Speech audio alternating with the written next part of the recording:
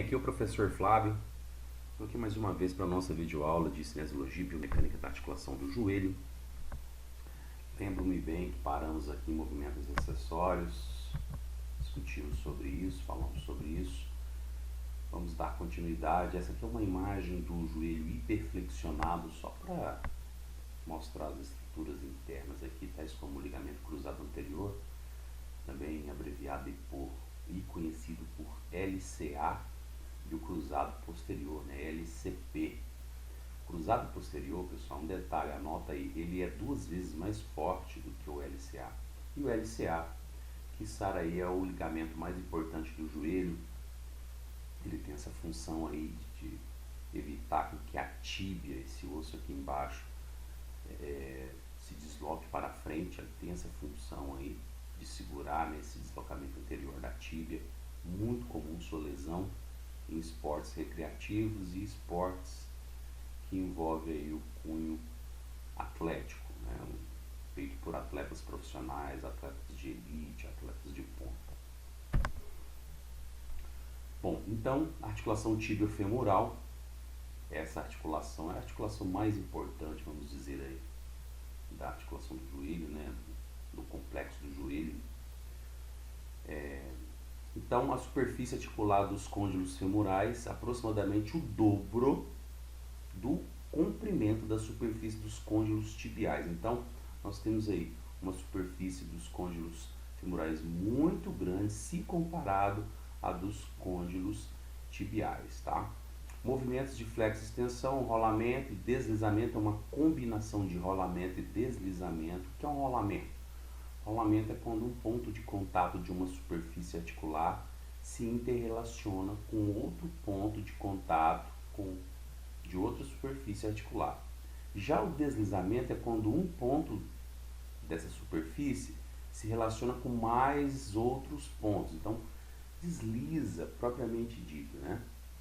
Então, a combinação dos movimentos de flexão e extensão do joelho é uma combinação de rolamento com deslizamento. Isso varia de acordo com a amplitude de movimento, tá bom? De acordo com o Capande, o deslizamento tá aqui, ó, ele é mais visto no final, olha aí, rolamento predominante no início da flexão, e de acordo com o Capande, o deslizamento ocorre mais ao término da flexão, ok? Côndilo femoral lateral, uma característica específica, ele é mais longo que o medial.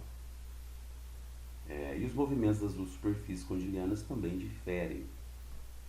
Então, por ter essa diferença aí, no que tange aí ao tamanho, né? Óbvio, provavelmente também vai ter aí um movimento diferente nessa superfície. Bom, os músculos responsáveis pela extensão do joelho é o quadríceps, tá ok? E aí envolve reto femoral, vasto intermédio, vasto lateral e vasto medial. São os principais, os primordiais. Esses músculos conectam-se na patela e da patela, via tendão patelar, se inserem na tuberosidade anterior da tíbia. Já os responsáveis pela flexão do joelho são os músculos isquiotibiais e o gastrocnêmio. O gastrocnêmio, na verdade, são 2 ventres, né? O medial e o lateral. Eles fazem parte aí do tríceps sural, mas o tríceps sural, ele é o sóleo e o gastrocnêmio, cabeça lateral e medial. Só que o único que atravessa a articulação do joelho é o gastrocnêmio, tá ok? Por isso que ele exerce essa função aí de flexão do joelho. Agora, olha que interessante, flexão com rotação externa. Os músculos bíceps femoral e banda iliotibial é que fazem essa ação de flexão com rotação externa. Lembrando sempre, o bíceps femoral é um dos músculos dos isquiotibiais. É o bíceps femoral, e aqui nós temos o semimembranoso e o semitendinoso. Então, semimembranoso 1, semitendinoso 2 e o bíceps femoral 3, 4. Formam também 4 músculos que fazem a flexão. E a banda iliotibial, que é aquela que fica mais lateral, ela auxilia aí na rotação externa enfim, ela auxilia nos movimentos de rotação externa do joelho, tá certo? Quando, óbvio, são combinados aí, flexão com rotação externa. E já na flexão com rotação interna, os responsáveis é o semimembranoso, que é um dos músculos isquiotibiais, o semitendinoso, que é um dos músculos isquiotibiais, e associado aí com as ações do grácil, sartório e do poplíteo, músculos relacionados à coxa e o joelho propriamente dito. Então, todos esses músculos fazem essa combinação de flexão com rotação interna do joelho. Agora vamos falar dos meniscos, estruturas importantíssimas aí nesse sentido para a articulação do joelho, porque elas têm essa primordial função aqui de diminuir o impacto, dissipar o impacto, distribuir a pressão, que particularmente aí amortece o peso, né, que vem de cima ali, o peso de CBT, cabeça, braços e troncos, membros, até a parte da coxa ali, distribui tudo. Promover também, outra função importante, promover a adaptação, ou seja, melhorar o encaixe, a congruência entre as faces articulares aí do fêmur e da tíbia. Os meniscos, sem sombra de dúvida, são estruturas importantíssimas, tem esse formato de C aí. O menisco lateral ele é mais fechado, o menisco medial ele é mais aberto, o menisco medial ele é mais preso. Um dado interessante, o menisco medial ele tem, se comparado ao menisco lateral, ele é mais fixo, né? Ele tem menos milímetros de movimentos, vamos dizer assim. O menisco lateral ele tem 12 milímetros de lacidão, vamos dizer assim, enquanto o menisco medial tem apenas 6. Então tem mais da metade aí do menisco medial, né? O lateral tem aí de movimento, né? Por isso que talvez ele lese menos se comparado ao menisco medial. O menisco medial é o menisco mais lesionado aí, joelho, tá certo? E o menisco em si, né, ele tem boas condições aí de cicatrização quando a lesão é na sua periferia devido às artérias geniculares, né? Já foram confirmados em estudos que as bordas dos meniscos são vascularizadas. Já se a lesão for aqui no terço médio, no terço central, aí já compromete a cicatrização, somente cirurgia mesmo para dar jeito. Então tá aí a divisão dos meniscos, o corno anterior, o próprio corpo do menisco e o corno que? Posterior, são as regiões, né? Da frente, do meio e de trás.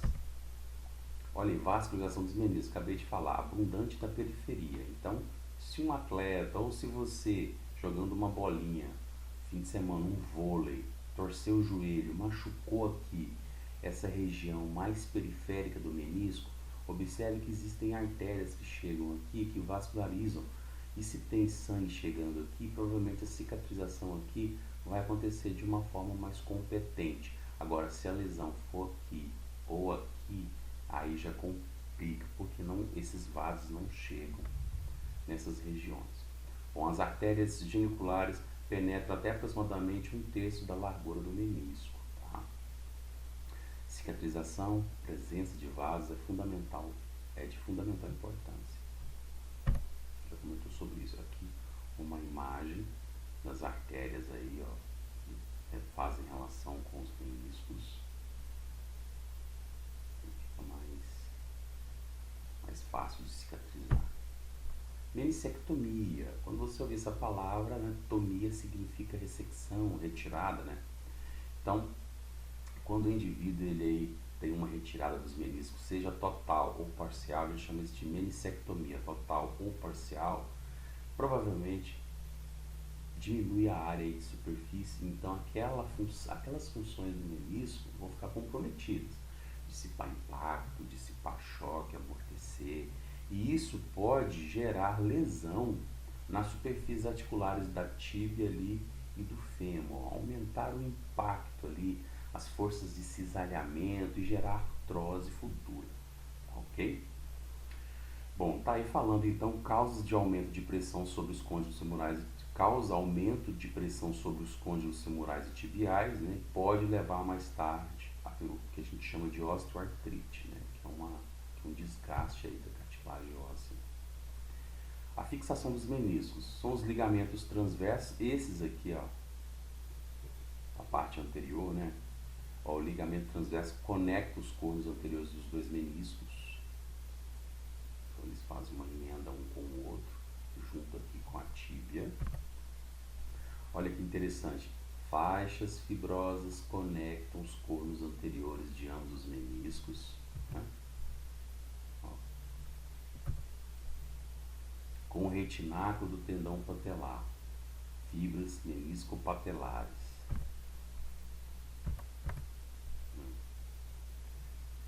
Tudo aqui representado por essa indicação. Agora aqui, ó, o ligamento menisco femoral estende-se do menisco lateral posteriormente. Olha aqui, ó, ao lado interno do côndilo medial, perto do ligamento cruzado posterior. Então, esse ligamento menisco femoral é outro que fixa, em especial aqui, o menisco lateral. Lembrando sempre, o menisco lateral está relacionado com a fíbula, o menisco medial com a tíbia. Só você fazer uma analogia, né? Para você não esquecer aonde é o menisco lateral, lembra da fíbula, ó. Embora os dois meniscos estão na tíbia, tá ok? Nos platôs tibiais, nos côndilos tibiais. Só que o menisco lateral ele faz uma relação aí basicamente com a fíbula, o osso da perna. Bom, estruturas que se interrelacionam com o menisco medial. Então nós temos o ligamento colateral medial.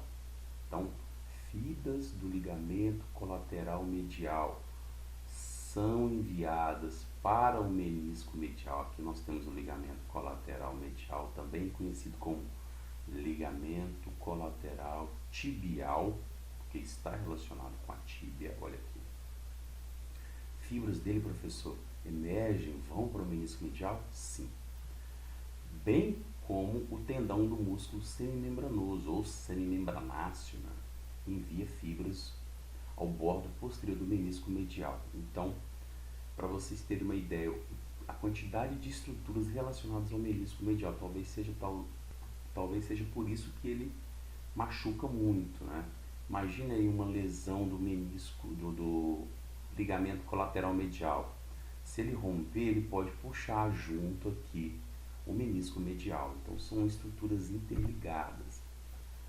Olha, o músculo, agora, estruturas que se interrelacionam com o menisco lateral. O músculo poplíteo, que é o músculo que destrava o joelho, anota-se o músculo posterior na articulação do joelho aí, fica bem na face posterior do joelho. O músculo poplíteo envia fibras ao bordo posterior do menisco lateral. Aqui o tendão do poplíteo, o menisco lateral, ó.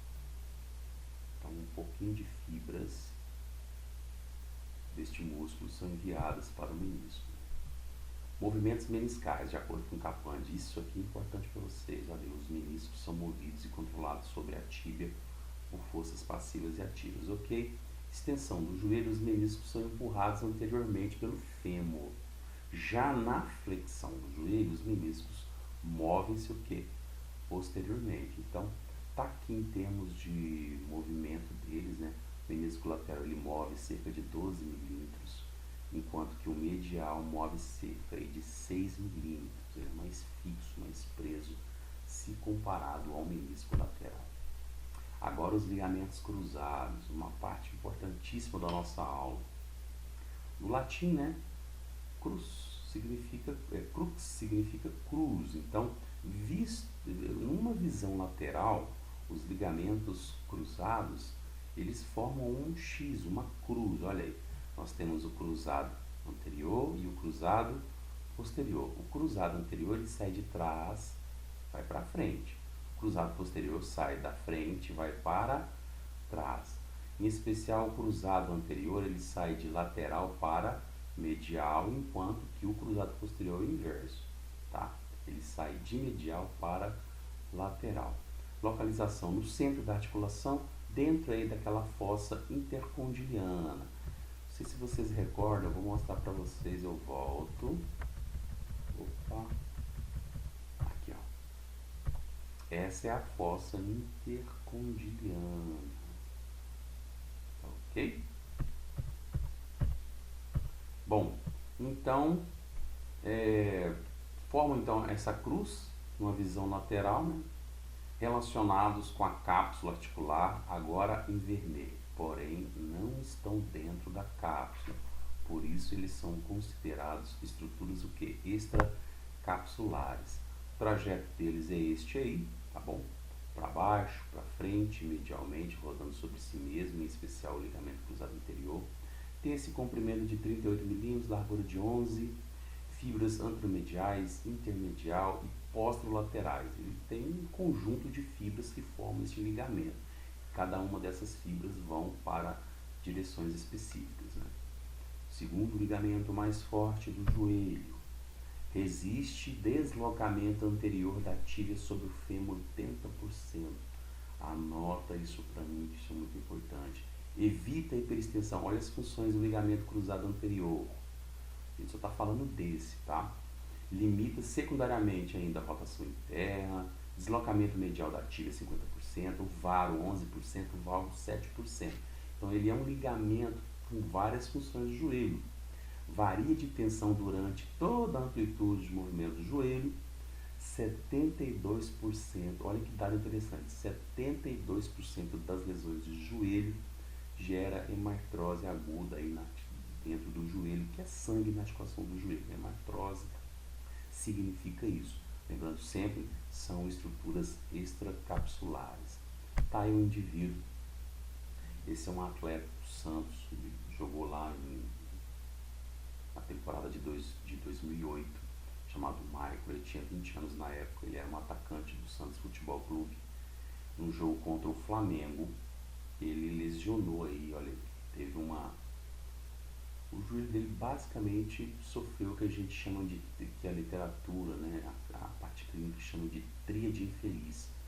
Ele compromete várias estruturas, rompe várias estruturas, tais como ligamentos cruzados, colateral, menisco, enfim, por isso que ele sofreu aí essa lesão feia, né? É uma imagem feia de se ver, mas é o que a gente tem que lidar aí enquanto profissional, porque na clínica o que vai aparecer de atletas recreacionais, até mesmo atletas amadores ou profissionais, para você atender com lesões do joelho é muito grande. Agora o cruzado posterior, direção dele de médio para lateral, medial para lateral e antero posterior, da frente para trás. Agora a gente está falando dessa estrutura. Comprimento dele 38 mm e largura de 13.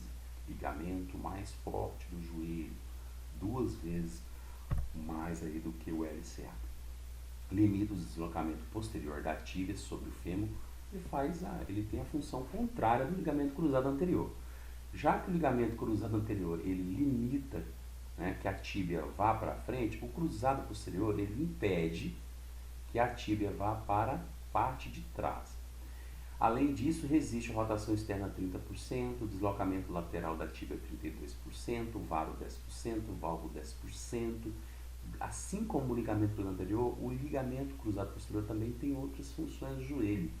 E também, óbvio, por questões óbvias, varia de tensão em toda a amplitude de movimento do joelho. Tá aí mais uma vez uma imagem linda sobre os ligamentos cruzados. Olha aí, cruzado anterior, cruzado posterior. O cruzado anterior vem de lateral para medial, vem de cima para baixo, ainda ele roda sobre si mesmo. E o cruzado posterior, ele vem aí de medial para lateral, de cima para baixo, de frente para trás. Ok? Bom, agora para a gente finalizar a parte ligamentar, vamos falar sobre os ligamentos colaterais. Nós temos aí o ligamento colateral medial, que é o tibial, o ligamento colateral lateral, também conhecido como ligamento fibular. Eles impedem movimentos passivos do joelho no plano frontal, que na verdade resiste aí um pouco do varismo e do valgismo, ok? Restringe desvios anterior e posterior da tíbia também, auxiliam o cruzados nesse sentido. Rotação, restringe também rotações quando o joelho ele é estendido. Tá aí os ligamentos colaterais, quando o joelho está em extensão, a gente chama de que eles estão em ajuste máximo, eles estão em tensão. Quando o joelho flexiona, eles afrouxam um pouco, tá ok? Então, extensão, ligamentos retesados, flexão, ligamentos folgados. Anota isso para mim que é importante.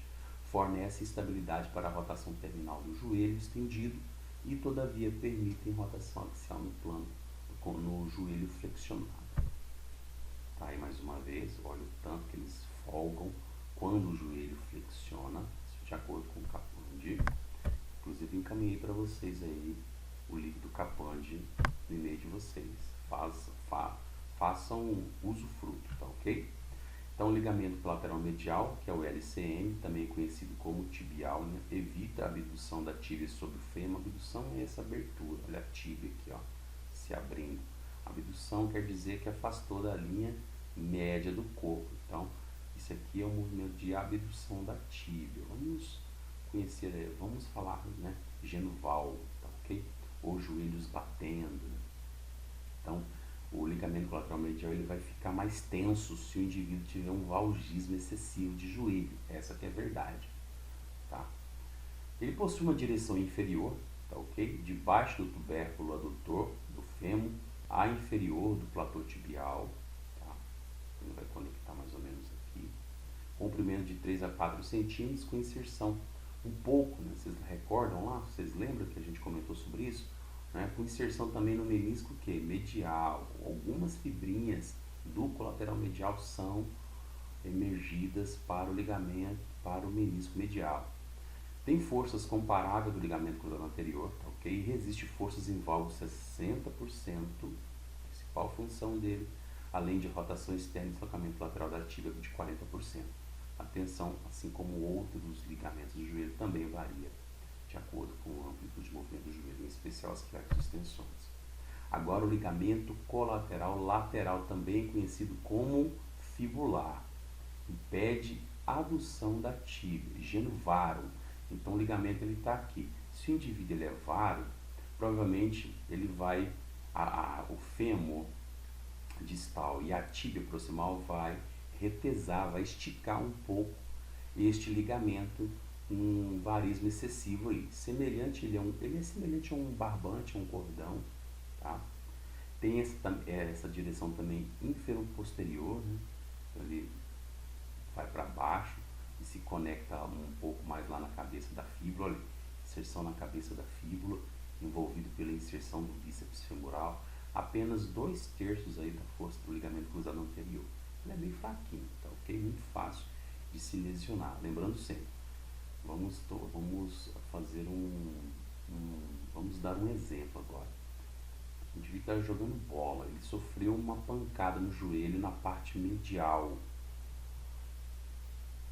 Isso vai gerar um varismo excessivo e pode haver ruptura aqui do ligamento colateral lateral, tá certo? Então o indivíduo sofre uma pancada interna no joelho, mas o que lesiona é a parte lateral. Isso é muito comum na clínica. O indivíduo, durante a anamnese lá, né, ele fala, pô, não entendi, o cara ele entrou de carrinho, bateu aqui na parte do meio do joelho, mas eu estou sentindo dor aqui lateral, porque a pancada, o trauma, exerceu um varismo muito grande no joelho do indivíduo, o ligamento colateral lateral não conseguiu segurar e rompeu.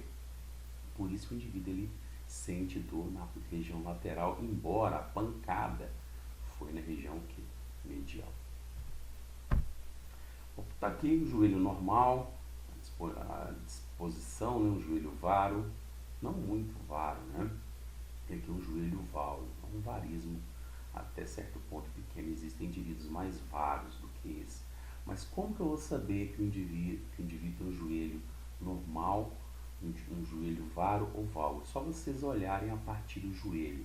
Eu costumo passar esse macete para os meus alunos. Olha, formou um 8 entre as tíbias, entre as pernas, joelho normal. Se não formou um 8 e tem uma abertura na coxa, o indivíduo já possui um varismo, um certo varismo de joelho. Agora, se formou um triângulo nas pernas, entre as tíbias, olha, desenho de um triângulo, é porque o indivíduo ele tem valgismo. Bom, pessoal, vou ficando por aqui. A gente volta para finalizar a nossa videoaula sobre cinesiologia e biomecânica do joelho em outra ocasião, tá ok? No mais, um abraço para vocês, fiquem com Deus e até mais.